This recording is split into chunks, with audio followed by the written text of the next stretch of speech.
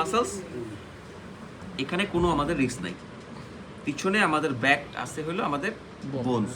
So external muscles যেগুলো আছে তোমার এই যে অপোনেন্স পলিসিস, ফ্লেক্সর পলিসিস ব্রেভিস এবং অ্যাবডাক্টর পলিসিস, অ্যাডাক্টর না অ্যাবডাক্টর পিছনেরটা।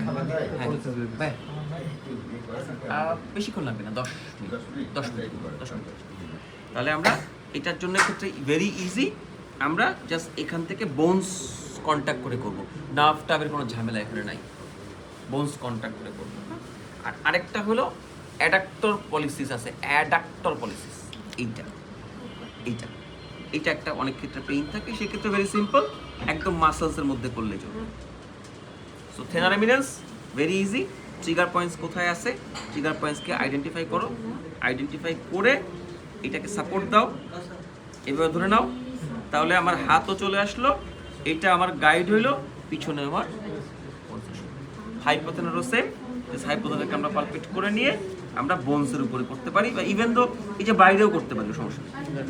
যদি মনে করো আমি এমন একটা জায়গায় মাসেলে পেইন করব, তালুতে ফুটাতে চাচ্ছি না, যদি মাসেল তুমি গ্রিপ করতে পারো, সে ফর এক্সাম্পল মাসেল যদি গ্রিপ করতে পারো, তাহলে নিডলিং আমি পিছন থেকে করতে পারি,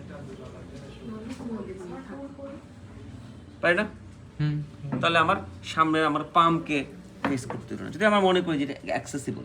যদি অ্যাক্সেসিবল হয় আমি এখান থেকেও করতে পারি, যদি অ্যাক্সেসিবল হয় আমি এই পোর্শনটা হয় আমি এখান থেকেও করতে পারি, বা আমি এখান থেকে বোনের মধ্যে করতে পারি, যেখানে আমার মোড অ্যাক্সেসিবল, কোনো আমার নার্ভ রিলেটেড কোনো ডেঞ্জার নাই।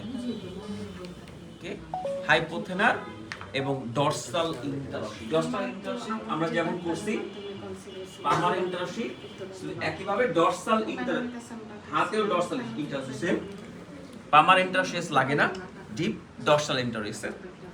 একইভাবে আমরা পায়ের ক্ষেত্রে কি করছি, আমরা গেছি যে কোনো একদিক বোনস অনুযায়ী গেছি। তাহলে আমরা এখানে একটা ট্রাই করি, তারপর যদি এখান দিয়ে ঢুকি, আমরা সোজা যাবো না, হয় এই পাশের বোনস দিয়ে যাব,